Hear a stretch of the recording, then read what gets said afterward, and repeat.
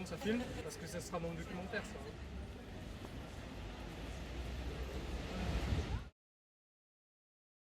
On dit souvent que la fin, c'est le début d'autre chose.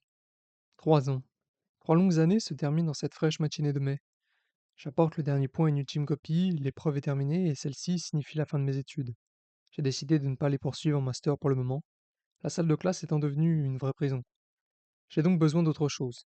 De partir. Mais où? Loin encore? Traverser un nouvel océan? Conquérir les steppes mongoles? Découvrir la cité d'Aloula dans le désert d'Arabie? Se lancer à la conquête du monde? Eh bien non. J'ai voulu peut-être aller trop vite et je me suis heurté à la réalité des choses.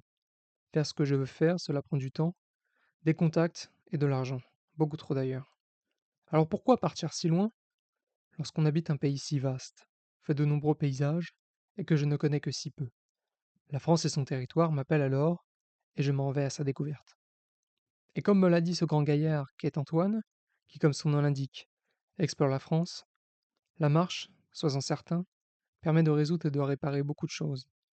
Nul doute que tu en tireras à ton tour tous les bienfaits sur les chemins de France. Alors voilà, il est temps pour moi de partir, à la conquête de la France, à pied, à vélo, en train, en voiture, en bateau, pour mieux la connaître et trouver cette chose qui m'anime et qui fera mon futur. Mais trêve de bavardage, reprenons désormais.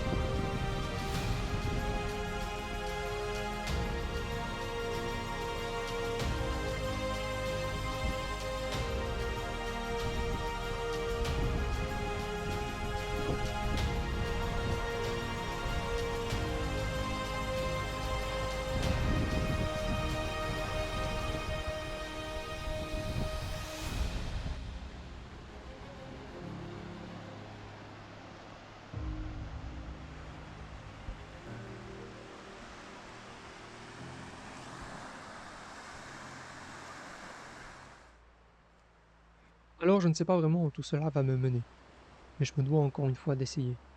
sortir de ma zone de confort, d'une vie qui ne me convenait plus, et dont le doute est toujours plus présent. Celui-ci est pour moi à la fois positif, pour se remettre en question sur ce que l'on fait, si cela a du sens, et qu'est-ce que ça peut nous apporter. Mais il est aussi négatif. Il entraîne une hésitation qui peut s'avérer néfaste, et qui peut mener vers un mauvais choix. Alors que faire? Eh bien, tout simplement accepter le fait de douter, en gardant toujours en soi la volonté de faire et d'accomplir de grandes choses, de prendre le temps de la réflexion, ou bien de se lancer sans réfléchir dans l'action. Chacun aborde la question d'une manière différente. Mais à la fin du doute, il reste un choix à faire. Le mien est alors de partir à l'aventure, en espérant trouver les réponses à mes questions sur les chemins de France et du monde. Et vous, quel sera votre choix?